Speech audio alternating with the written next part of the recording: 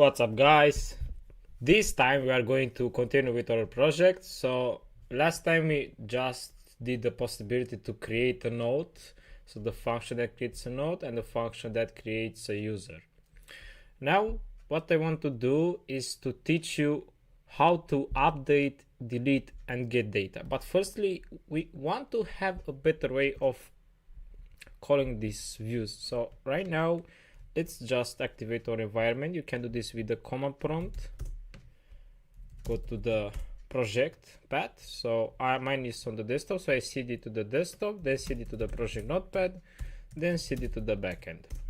We have the environment. Let's cd back. So activate the environment, env-scripts that activate. Now we can go to backend again, Python manage.py run server. And from last time we created an URL, so two URLs actually. We have one in our main folder, so two of them, create node and create user. So when you hit create node, it's going to make this function nodes apps view.create nodes. So we call the create node function, and then create user we call the create user function. Let's copy this one, the URL for the local host server. Go to Google or something and just paste it. And from what you can see, we can go to -create node, and this prompts us to a page where we can add the data, so the request can get the data like name and so on. I explained that in the last video, but I want to have a better interface, so I'm going to show you how we can implement Swagger. So Swagger is just a way of seeing it's like a little documentation that is going to provide us with all the functions and endpoints we have in our API. But firstly, we need to make some installation. So Ctrl+C to stop the server and just hit pip install. Let me just incubate REST framework Swagger. This is going to add, let me just see if I said it right. Pip install REST framework Swagger. Could not find a version that satisfied the requirement. It's fine, we're going to search it. Just pip install DJANGO. I don't know how to pronounce this one. Just pip install this stuff. This is going to make the installation required. And now let's search on the Google Django. Actually, REST framework Swagger. So this is going to help us see the documentation, and this is what we need to install. So pip install Django REST Swagger. So it's not underlined, it's just a regular dash. Okay, now we have the Django REST Swagger and the DREFF. I'm going to show you how to use them. Now just pay attention, you're going to understand what we are doing. In the settings, we need to add this installation. So just write REST framework Swagger, and then the installation DREFF. Okay, now everything should work fine. In the URLs, so the URLs, as I said in the last video, is just a path to some functions. So a path to functions that create data, update data, delete data, and so on. Right now we are having two functions, create and create. But this Swagger provides us, Django provides us with a function that is going to render a page where we can see all of our documentation of the endpoints. The endpoints are the functions. So what we need to do is to make some imports right here. So from the DREFF import, let me just think, open API, and from REST framework import permissions, and then from the same one but views, we need to import the get schema view. And now you just have to follow me. So get schema view, or just schema view, is going to be equal to get schema view, and open some brackets, open API dot info, open again some brackets, and now we need to add a title to our Swagger. So we are just going to say Notepad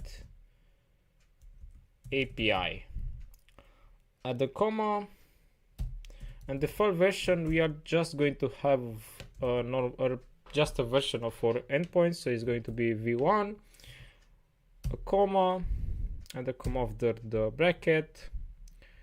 I'm going to provide the GitHub repo, but you can follow along. And now we want to make it public so we can access this publicly, and I don't want to need any kind of permissions, so we can just say permissions classes going to be equal to permissions that allow any, so we don't need to be logged in or something like that to access the endpoints. And now imagine that this is a view, so a function offered by Django, and we can just create a path to that function which is going to render the page of the Swagger. So just hit path. I know it's boring, just follow along. But let's call it Swagger and the dash schema view dot with UI, and you need to add here Swagger cage time timeout, let's add 0, and a name. We need to give a name, and we can call it schema Swagger UI, and add the name as I did this time is required. Let's open the server again, and if I go again to the main directory, you can see here the Swagger, and just add the /Swagger. And now we can see a little interface which is providing us with all the endpoints that we are currently having. Just want to make sure that everything's filming. Okay, so we have two functions and we can trigger them right here. You can hit try it out. We can create a node like that. But from what you can see, it's not offering me the body. And we can actually fix that. So we can specify what data each function requires.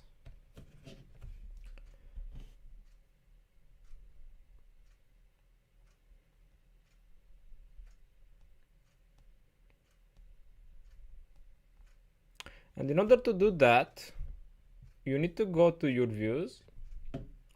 So from what you can see, the Swagger printed the create node view to this function, and we can just copy this get schema view, those three imports, add them right here.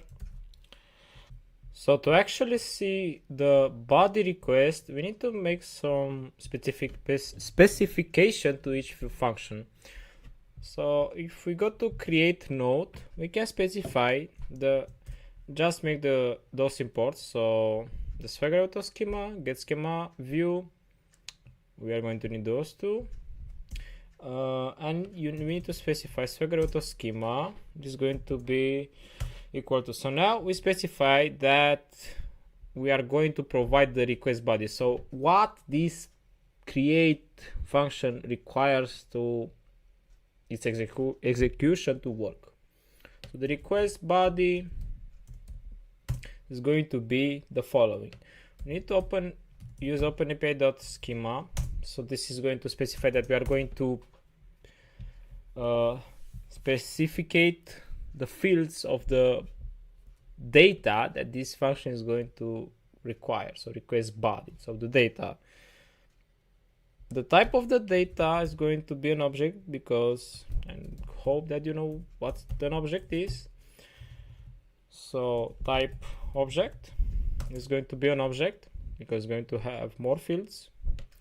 And next we have to specify the fields of each element from the object.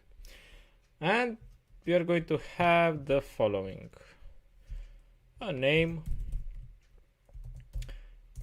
a description and a user ID, and let me think, an update, an expired date.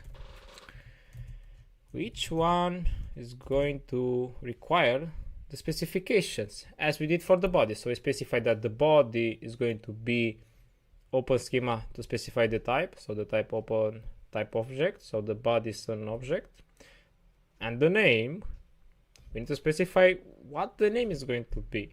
So open API, that schema, and now the type of the name is going to be, I can close this one,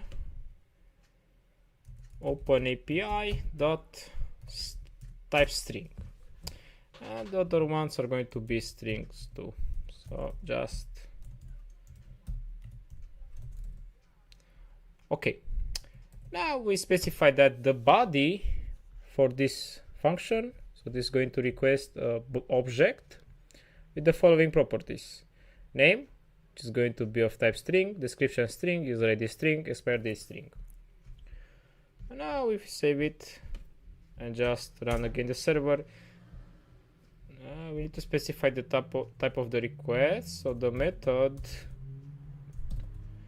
is going to be a post method. I think should work fine. Let me just restart. So if we go to this function, hit try it out, now you can see the data required. And let's create a node. Test Swagger, please work. User ID 1 because we have a user with the user ID 1 for sure.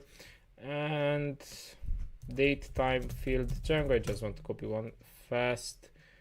Just give me an example. We'll copy this one and paste it right here, and just hit execute, and it created our node. If you go as we did in the last video, now into our database, to nodes, we can see the test Swagger node, which is for the row because we have a user with the user ID 1. I specify that right here.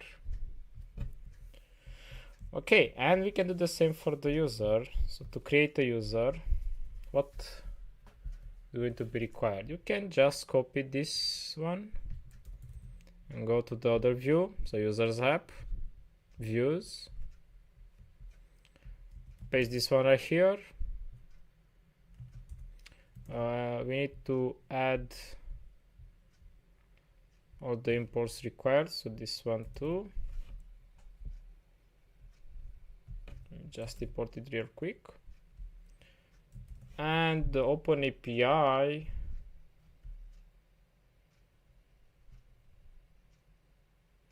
Swagger get schema,